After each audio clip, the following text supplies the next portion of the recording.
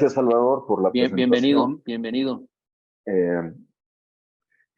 Me pidieron, pues básicamente eso, compartir un poquito de las experiencias que hemos vivido. eh, por un lado, de parte de la percepción de los mercados a través de los años con respecto a los productos sostenibles o sustentables, que yo lo primero que diría es que, creo que se está empezando, o más bien ya se ha abusado mucho de la palabra como un argumento Un cliché. mercadológico, cuando, creo que la sustentabilidad pues es un camino, ¿no? Y debería ser una obligación para todos. Y al final pues tiene muchas, o sea, bueno, hay una brecha muy grande entre, digamos, el punto de mayor sostenibilidad, que sería un proyecto en equilibrio con su ecosistema y que tiene un impacto neutro, ¿no? Y de ahí, o sea, yo quizás como lo mediría, o sea, ya en términos de comunicación real, sería cuáles son los proyectos que menos impactan, ¿no? O sea, o qué tanto impactan los proyectos de manera negativa y pues, o sea, casi que les pondría una calificación así del -1 al -10, porque esa es la realidad, ¿no? O sea, realmente no es tanto o sea, que sean sustentables o no sustentables, o sea, hay muchos grados de sustentabilidad y creo que de ahí hay que partir, entendiendo también que o sea, bueno, la sustentabilidad pues es un concepto multifactorial, eh, en donde, digo, creo que el primer elemento es que los proyectos sean rentables. O sea, si no hay rentabilidad, si están subsidiados, si tienen elementos externos que lo están sosteniendo artificialmente, pues no hay sustentabilidad. Y de ahí, pues, todo el tema de responsabilidad social y obviamente todo el aspecto de respeto y equilibrio a los ecosistemas, ¿no? Entonces, partiendo de ahí, yo creo que bueno, primero hay que entender los mercados, eh, y hay muchas maneras de estratificarlos o de segmentarlos, y también creo que eso es parte de lo primero que hay que entender. Pensando en México como país, eh, lo podemos dividir en una pirámide, ¿no? Es la manera o la primera forma en la que estratificaría el mercado, ¿no? O sea, eh, el mercado que está en la base de la pirámide, a la mitad y la punta de la pirámide, hablando en términos principalmente económicos. Y una de las primeras cosas que también hay que entender este, para entrar en el tema de sustentabilidad es que, o sea, la gente que tiene la cabeza, la conciencia, el tiempo de pensar en términos de sustentabilidad a la hora de tomar una decisión de compra, pues es la gente que ya tiene resueltas sus necesidades primarias e incluso secundarias, ¿no? O sea, la gente que no se tiene que preocupar en el día a día de si va a comer o no va a comer, o para qué le alcanza, y que ya tiene incluso, pues sí, resuelto salud, resuelto techo, obviamente, ropa, o sea, lo más básico. Entonces, es bien importante empezar por entender que, o sea, yo diría que un porcentaje muy, muy alto del mercado mexicano o sea, decide o elige lo que come y por lo tanto lo que compra en base al precio, no, o sea, y ni siquiera pueden pensar, pues eso, si es sustentable o no es sustentable, y creo que hay que partir de ahí, ¿no? Ya, eh, Perdón, pero otro, eso no demerita hacer el esfuerzo, ¿no? obviamente no. Porque de pronto ahí la tendencia, no, pero eso, la mayoría no lo va a comprar porque no compran por precio. La mayoría no lo va a entender y eso, bueno, tienes toda la razón lo que dices, pero eso en vez de meritar el esfuerzo, debería de estimular el esfuerzo para que pudiera llegar a más personas, ¿no? No, estoy de acuerdo, o sea, yo empecé diciendo que la sustentabilidad debería ser una obligación de todos, ¿no? Debería ser parte de nuestra cultura y de nuestro entendimiento del universo, pero, o sea, desgraciadamente esa no es la realidad. eh, y digo, vivimos en un mundo capitalista en donde la mayor parte de la gente, o sea, se mueve de acuerdo a la economía, ¿no? Tanto eh, los productores, los empresarios, que, o sea, sí, cuyo principal interés, digo, en general, es tener un beneficio, una utilidad, y de parte del mercado, pues es obtener la mejor calidad por su dinero, ¿no? Entonces, o sea, digo, estoy tratando de poner en Claro, contexto, claro. pero, o sea, partiendo de ahí, o sea, yo siempre digo que para, para promover eh, pues, la sustentabilidad, tenemos que trabajar en dos sentidos. O sea, por un lado, hay que crear conciencia con los productores, y por otro lado, hay que crear conciencia en el consumidor, y se tiene que hacer de manera paralela para que eventualmente podamos llegar a ese punto medio ideal en donde el mercado esté consumiendo o esté decidiendo consumir productos responsables, pero que también tenga la oferta de esos productos, ¿no? Entonces se tiene que trabajar en ambos sentidos, y creo que de otra manera pues no funciona. ¿Qué es lo que a mí me ha tocado ver? Pues, o sea, por un lado, productores que sí tienen esa conciencia, que están todos los días trabajando eh, eh, en pro de hacer las cosas eh, pues mejor cada día. Digo, parte de la pregunta, ¿no? De que si la gente está dispuesta a pagar un sobreprecio por un producto que sea sustentable, pues, a ver, yo creo que sí, pero también toman en cuenta muchas otras cosas.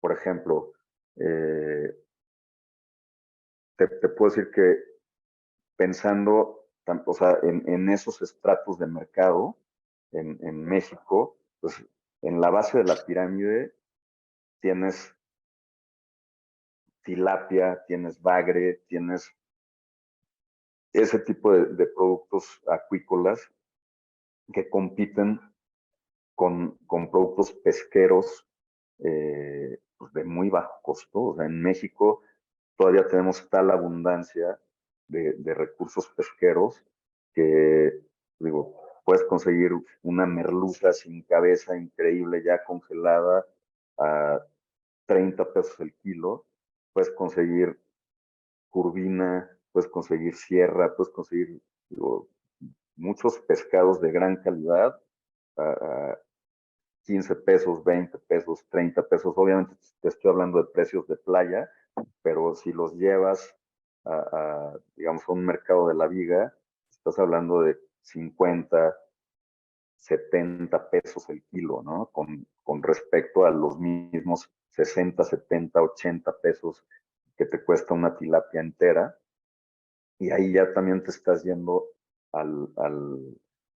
digo, a pescados, o sea, finos, ¿no? O sea, la tilapia fresca, o sea, es o sea, lo que puede comprar alguien que se va a dar el lujo de comerse un pescado fresco, pero digo, hoy en día gran parte, o sea, bueno, el reto es cómo vas a competir contra la tilapia china, contra el bagre, el basa, eh, que viene de Vietnam, ¿no? Que, digo, hay temas regulatorios en etiquetado y también de desinformación de parte del mercado, porque pues, al final están vendiendo proteína, o más bien están vendiendo agua a precio de proteína, porque normalmente esos filetes traen 20, 30% de agua integrada, o sea, no solo en el glazing, sino que pues, inflan el pescado y luego lo congelan. Y pues la gente no se da cuenta de eso, entonces piensa que está pagando un producto, un producto muy barato cuando 30% de ese producto es agua, ¿no? Entonces, o sea, creo que el primer gran reto a todos niveles, pues es un tema de conocimiento lo que hay hoy en día es una falta de conocimiento tanto de parte del mercado como de parte de algunos productores, como muchas veces también la falta de conciencia, ¿no? Entonces, o sea, creo que o sea, por ahí es por donde hay que trabajar. Y bueno, o sea, pensando, o sea, hablamos ya un poquito de los estratos de la base de la pirámide y cuáles son sus consumos y cuáles son sus, eh, sus motivos eh, para decidir qué es lo que compran. Pero si nos vamos, digamos, al estrato opuesto, a la punta de la pirámide, pues ahí hay otras preocupaciones. Y creo que, o sea, por ejemplo, eh, pensando en muchos de los clientes, no tanto de food service, o sea, de hoteles y restaurantes, del canal Oreca, sino de los clientes finales, los consumidores que van a un supermercado, pues ahí existe una percepción muy negativa de los peces cultivados. Eh, o sea, por ejemplo, hay una muy mala percepción sobre el salmón, por ejemplo, por temas o sea, obviamente de publicaciones diversas, eh, de que por un lado dañan el medio ambiente, pero por otro lado pues, que tienen PCBs y todo tipo de compuestos que son dañinos para la salud, incluyendo antibióticos, ¿no? O sea, sí hay una percepción muy negativa al respecto y creo que eso es, o sea, una de las cosas importantes en las que hay que trabajar. Eh, a nivel, a nivel hoteles y restaurantes, que es el mercado que yo más conozco, con el que he trabajado muchísimo todos estos años, te puedo decir que pues ha habido todo un proceso pues de desarrollo del mercado. El primer gran reto es que pues la gente, no solo en los restaurantes, sino digo a todos niveles, pues consume lo que conoce, ¿no? Entonces, eh, digo, yo me acuerdo hace 30 años, ¿no? Que en el interior del país en general, si no estabas pegadito a la costa, había guachinango o era lo que sonaba, ¿no? En restaurantes, supermercados, etcétera, guachinango, mojarra, robalo, pulpo, eh, camarón, obviamente, y por ahí los ostiones que, o sea, la percepción que teníamos en el mercado pues, es que era como jugar ruleta rusa, ¿no? Que era muy peligroso comer ostiones. Entonces, digo, a mí lo que me ha tocado ver pues, es todo este proceso de desarrollo de mercado en donde los primeros que se subían muy entusiasmados a promover nuevos productos eran los chefs, ¿no? Los cocineros y principalmente los extranjeros que conocían y que buscaban productos nuevos, productos diferentes, productos que conocían eh, de otros países y que de repente les empezamos a presentar como productos ya locales y ellos emocionadísimos los compraban, los servían, pero, o sea, bueno, los ponían en las cartas y los clientes no los pedían, ¿no? Entonces, ahí entras en toda en una dinámica compleja de evangelización a través de los meseros, ¿no? O sea, porque los meseros son los vendedores, son los que recomiendan. Entonces, o sea, pues todo esto se empieza a volver, o bueno, se vuelve un proceso complicado y sin embargo, o sea, hoy por hoy, eh, digo, yo he visto una gran evolución o sea, se ha creado un nacionalismo en el consumo. O sea, fíjate, me acuerdo que a uno de los primeros distribuidores con los que trabajé, porque nosotros empezamos mandando producto de Ensenada a Ciudad de México, luego a Cancún, a Monterrey, a diferentes lugares, y me acuerdo que uno de los distribuidores que normalmente importaba productos de España, de Chile y de otros lugares, al principio eh, él vendía los productos de Baja California como si fueran de Chile, porque pensaba que el mercado no los iba a aceptar si les decía que eran productos mexicanos, ¿no? Y hoy en día creo que, o sea, digo, está totalmente al revés la balanza y o sea, Baja California y la península, consumir producto mexicano, pues es lo de hoy, es lo que la gente quiere. Creo que ya hay una eh, conciencia del consumo local,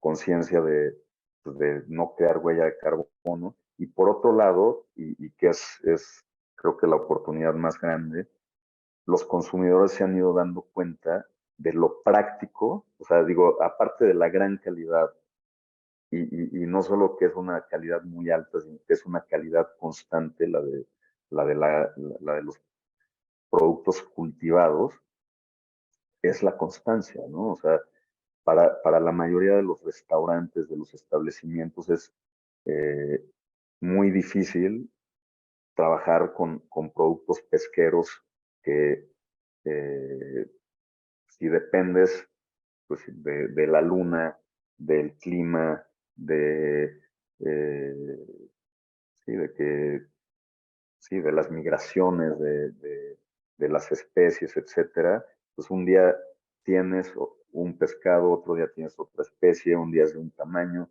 al siguiente día es de otro tamaño, un día simplemente no hay producto. Entonces, o sea, el mercado se ha ido acomodando muy bien y se ha ido adaptando al consumo de productos acuícolas, sobre todo por la constancia, ¿no? De que te da tanto en calidad como en suministro, ¿no? Este, y, o sea, hablando de esos mercados, creo que las oportunidades eh, empiezan a ser en el tejido fino, ¿no? ¿Por qué?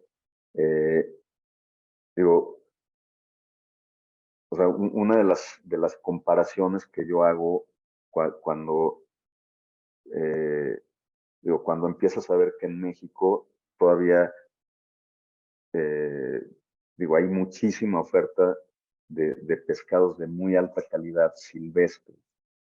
O sea, digamos, un robalo de anzuelo, un guachinango de anzuelo, una sierra, una curvina, no sé, puedo decir muchísimas especies que son más baratas que que un producto como la totuaba de cultivo, como el campachi de cultivo, como la lubina rallada de cultivo, eso te habla de, o sea, un país en donde todavía tenemos una sobreoferta de productos pesqueros y donde no tenemos un mercado maduro, ¿no? O sea, si tú vas a Europa, si vas a Japón, si vas a China, un pescado silvestre bien manejado siempre va a tener un valor muchísimo más alto que un pez de acuacultura, como sí pasa en el camarón aquí en México, ¿no? Pero, o sea, aquí en México todavía los peces cultivados, los pescados cultivados, siguen siendo más costosos que la mayoría de las especies silvestres. ¿No? O sea, eso habla de la madurez del mercado, o sea, No, y de la inmadurez de la industria acuícola que produce a costos muy altos porque es pequeña la producción, pues, ¿no? También igual, si fuera más grande la producción, podrían poner el producto a mejores precios. Pero, por ejemplo, en todos estos años que tienes en el mercado, en temas de sostenibilidad, para generalizarlo un poco, independientemente de que sea pescado de mar o producto acuícola, en términos de sostenibilidad, ¿tú has visto que ha ido penetrando en general en la población que compra, ¿no? Obviamente sabemos que de la población que compra, los que más van a comprar, los que más van a poder interesarse en comprar van a ser los del mercado top, de las personas que tienen mayor ingreso, pero en general, ¿tú has visto que ese término de sostenibilidad ha ido ganando terreno realmente en el mercado? cien por Tú, ciento o sea, mira, o sea, también, si, por ejemplo, si estratificamos el mercado en edades, te puedo decir que, eh, o sea, la gente de 60 años para arriba, o sea, no le importa o nada. sea ya no le importó, ya, o sea, ya está más allá del bien y del mal, y, o sea, sí, ya no entró. La gente de 40 a 60, eh, término medio, o sea, creo que hay conciencia en algunos, en otros no, pero si te vas a estratos más jóvenes, o sea, te puedo decir que, o sea, se vuelve ya una regla, ¿no? O sea, sí, nuestros, Pero también en ese segmento de alto ingreso o incluso en esas edades, ese interés baja, alcanza a bajar un poquito, o sea, a masificarse más. Es decir, personas que a lo mejor no pueden comprarlo, pero entienden que es sostenible y que es más caro. O sea, se van o incorporando sea, también. yo definitivamente creo que para todos los millennials y las generaciones de millennials para abajo, definitivamente el tema sostenibilidad, el tema responsabilidad con el medio ambiente, etcétera, pues así se vuelve un must, o sea, sí tiene que ser, o sea, ya es parte de su cultura y creo que en ese sentido vamos de gana. O sea, obviamente todavía hay mucha ignorancia, pero, o sea, digo, para mí, en ese sentido, la gran clave es la trazabilidad, ¿no? O sea, para mí la trazabilidad es una herramienta todavía muy poco utilizada en alimentación. Eh, Digo, incluso sabemos que en este país la gente no lee las etiquetas de lo que compra, o sea, los contenidos ni alimenticios, ni qué ingredientes conservadores, etcétera, puede tener, puede tener un alimento. Pero creo que con la tecnología que tenemos hoy en día y comunicando correctamente, o sea, en la medida en que podamos ir haciendo, eh, bueno, sí, ir comunicando el origen de los productos de una manera atractiva, divertida y fácil, que digo, o sea, ya existen esas herramientas, Claro, existe la tecnología, ¿no? Con códigos QR, etcétera, claro. pero, digo, no es lo mismo que te lleve a ver tablitas a que te lleve en un momento dado, por ejemplo, a ver, o sea, un videíto padre en donde enseñes de manera divertida y rápida eh, lo que está pasando en el Claro, origen, porque eso empieza a despertar el interés de la gente y empiezan a decir, híjole, eh, ¿por qué es importante, para empezar, el origen? O a sea, ver, ¿por qué es origen. importante lo que come el pescado, el pollo o cualquier cosa de las que estoy yo consumiendo y qué implicaciones tiene que le den o no antibióticos, qué implicaciones tiene que le den promotores de crecimiento, qué implicaciones tiene pues, cada una de las eh, de los factores que pueda afectar positiva o negativamente, pero lo tienes que hacer de una manera divertida, ¿no? Por ejemplo, Atractiva.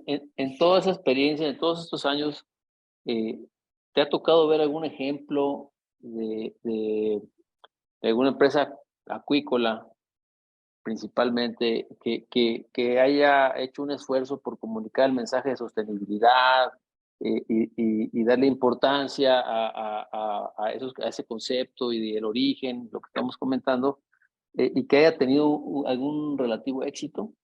O sea, y que haya Pues incrementado su mira, mercado y que esté más o menos estableciéndose.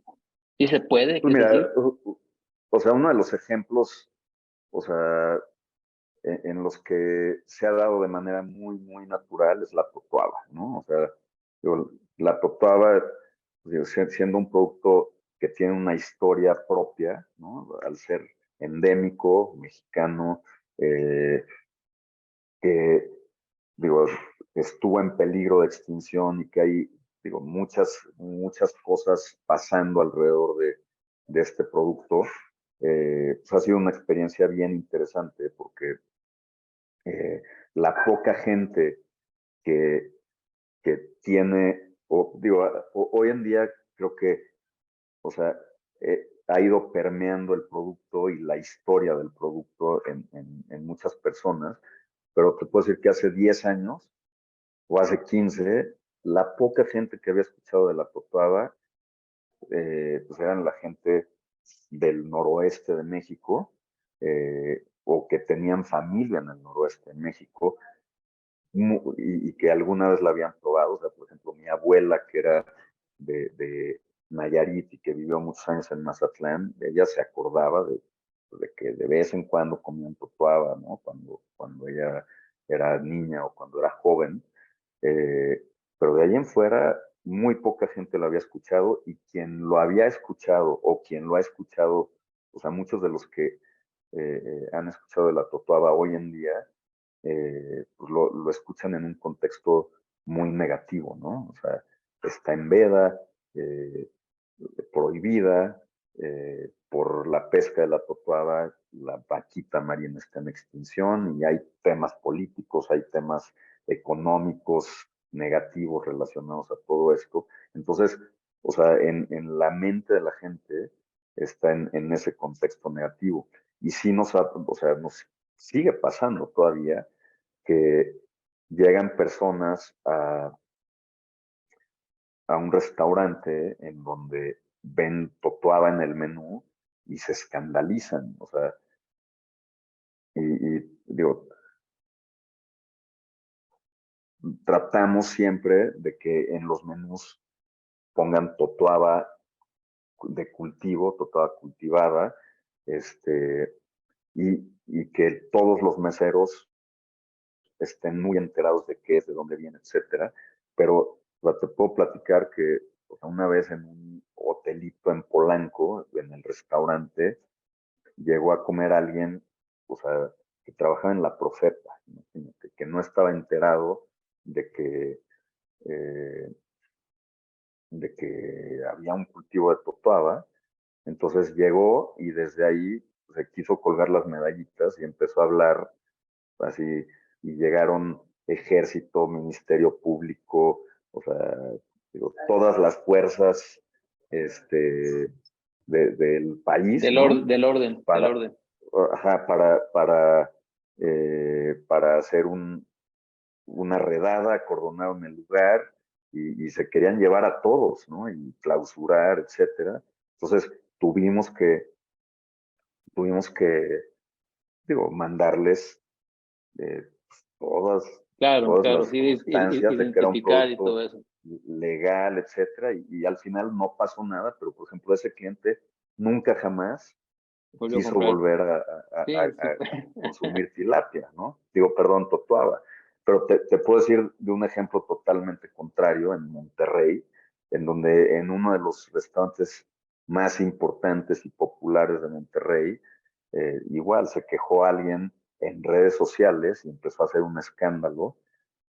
En primera instancia, el, el dueño del lugar o sea, contestó de manera irresponsable, entonces se empezó a hacer algo enorme y hasta que, digo, nos hablaron así preocupadísimos, ¿qué hacemos? No sé qué. Y entonces en redes sociales contamos la historia de la totuaba, de toda la investigación en la UABC, de cómo se fue domesticando, etcétera, etcétera. Y cuando lo explicamos de una manera muy bonita, o sea, le logramos dar la vuelta y se hizo uno de los pescados más populares en Monterrey. Y a partir de ahí las ventas se fueron a las nubes y todos los restaurantes de Monterrey empezaron a pedir totuaba, ¿no? Entonces, digo, esos son los ejemplos Claro, de cómo comunicando correctamente, y digo, obviamente ya con el esfuerzo que hay de Earth Ocean Farms de comunicación y con el tag en cada totuado que trae su código QR con la fecha de cosecha y la responsabilidad que han tenido, ¿no? Porque la verdad es que lo han tomado con toda la seriedad del mundo y han hecho una labor increíble, o sea, con la Semarnat, digo, las autoridades en general, para poder sustentar ese proyecto y hacer lo que es hoy, ¿no? claro. Entonces, digo, para mí eso es. En relación, por ejemplo, a,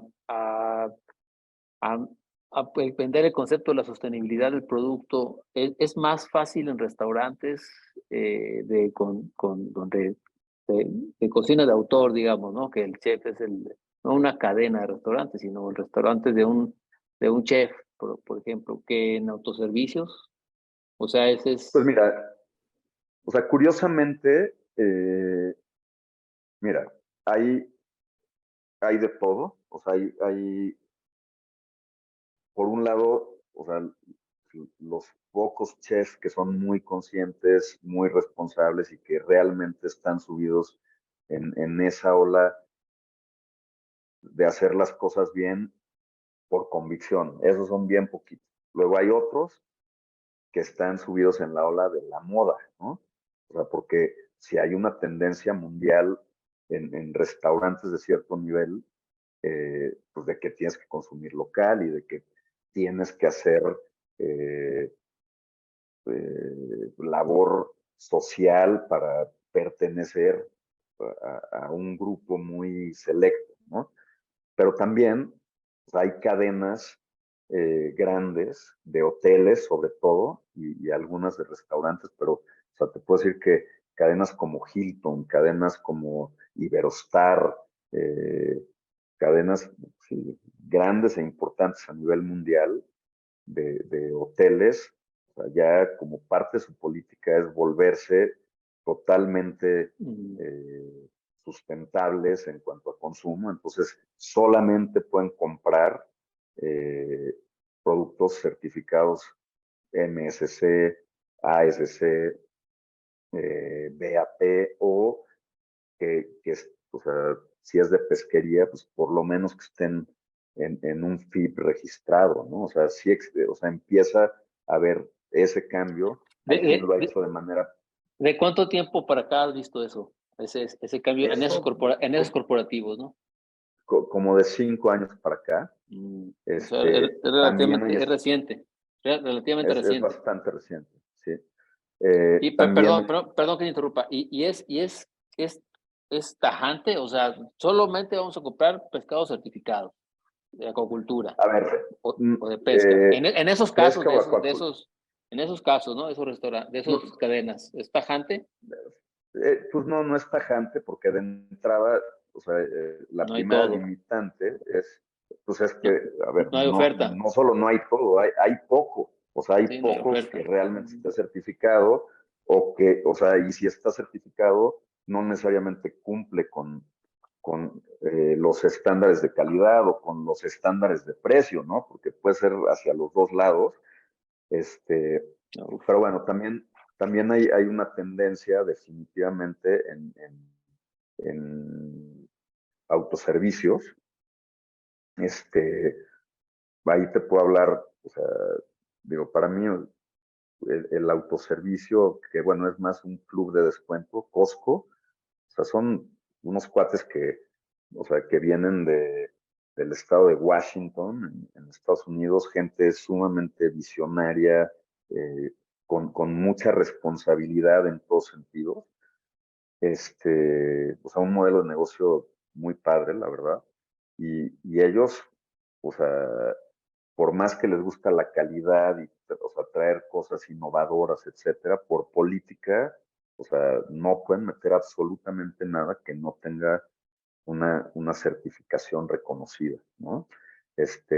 Han habido intentos de otras cadenas, Soriana, Walmart, aunque digo, ahí la verdad es mucho más, honestamente, precio. decir que lo están haciendo o que lo están empezando a hacer, este, que una realidad, pero, o sea, Costco sí es tajante y desde hace mucho, ¿no? Entonces, digo, creo que estamos en una transición, o sea, tenemos que entender que, digo, no es solamente lo que quiera o exige el mercado, sino lo que realmente puede ofertar eh, eh, el Sí, sector productivo. estamos en un lío porque eh, la transición va lento, eh, por lo tanto el estímulo al productor no es fácil, ¿no? De un precio premium por un producto que tenga que hacer más inversiones cumplir estándares de sostenibilidad. Y entonces es como un círculo vicioso, ¿no? Entonces no hay oferta. Si no hay oferta, pues tampoco hay más apertura hacia los puntos sostenibles. Entonces estamos en un círculo ahí vicioso que es difícil, que es difícil romper. No sé si estuviste en la conferencia de José Villalón, pero él habló de esta iniciativa permíteme si lo tengo por aquí, de los, no sé si la conozcas, a ver, por aquí la puse en algún momento, ya se me olvidó. Si no puedo escuchar su conferencia,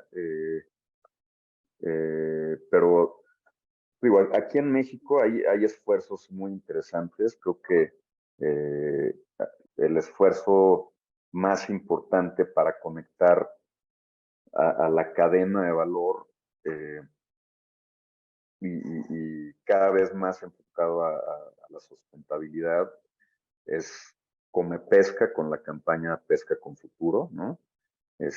Digo, ahí tenemos como presidenta a una acuacultora, eh, digo, pequeñita, ¿no? Tienen 5 granjitas de trucha muy pequeñas que producen 70 toneladas al año aproximadamente, pero la verdad es que, o sea, lo hacen con toda la convicción pues de ser sustentables, ¿no? O sea, y predican con el ejemplo. Y bueno, ella se ha encargado, Citlali es una gran eh, pues sí, convocadora de personajes de toda índole y ha integrado a mucha gente, o sea, desde el sector productivo artesanal hasta los superindustriales, eh, o sea, para que le apuesten o le apostemos, ¿no? A la sustentabilidad. Entonces, o sea, creo que ahí hay un esfuerzo interesante. Se están haciendo muchas colaboraciones con los homólogos en Estados Unidos, en Chile, en Perú, o sea, en diferentes partes de Centro y Sudamérica, con los Sí, homólogos claro. japoneses que, por ejemplo, es bien interesante tocar el caso de, por ejemplo, de China y Japón, ¿no? En donde, eh, digo, los chinos, o sea, digo, han demostrado y siguen demostrando que, o sea, pues la sustentabilidad, o sea, todavía no entra a su cultura, o sea, ellos creo que, o sea, o sea, le siguen apostando a producir, producir, producir y consumir, consumir, consumir a costa de lo que sea. Y digo, los japoneses han sido de los grandes Sí, adelante. pescadores. Bueno, o sea, digo, en ambos casos hay que decir que los dos son, o sea, han sido grandes pescadores, pero también grandes acuacultores, ¿no? Son de los reyes tanto de la pesca como de la acuacultura, y ahí creo que hay mucho que aprenderles, pero, o sea, yo me acuerdo que, o sea, cuando empezamos a hablar de todos estos temas hace unos años, o sea, para los japoneses, o sea, el concepto de sustentabilidad, eh, sí, como que era algo relativamente nuevo, ¿no? Aunque tienen mucho respeto por la naturaleza y por los alimentos en términos cualitativos. O sea, digo, a mí me tocó ver en el mercado de Tsukiji en Japón, o sea, langostitas bebés vivas, pues digo que aquí en México, que no es el país más responsable y sustentable, por lo menos en esa especie, digo, no se consumen esas langostas de ese tamaño, ¿no? Claro, claro. No, te iba a comentar de los SBTI, que es Objetivos Basados en Ciencia, que es una iniciativa de algunas empresas que se están afiliando, por ejemplo, no sé, algunos tiendas, cadenas comerciales en Costco, Walmart, eh, Tesco no sé, a nivel mundial, se están uniendo para tener, coincidir con los objetivos del Acuerdo de París y exigirle a sus proveedores que los cumplan también. Cumplirlos a ellos y exigir que los proveedores los cumplan. Y entonces, los proveedores de sus proveedores, a sus proveedores, y así va la cadena. Entonces, al final, explicó que en el caso de un proyecto de la acuacultura, él pudo juntar a la planta de alimento con el productor acuícola, con el proveedor del productor de la planta de alimento y el supermercado para distribuir el costo de esa implementación entre todos.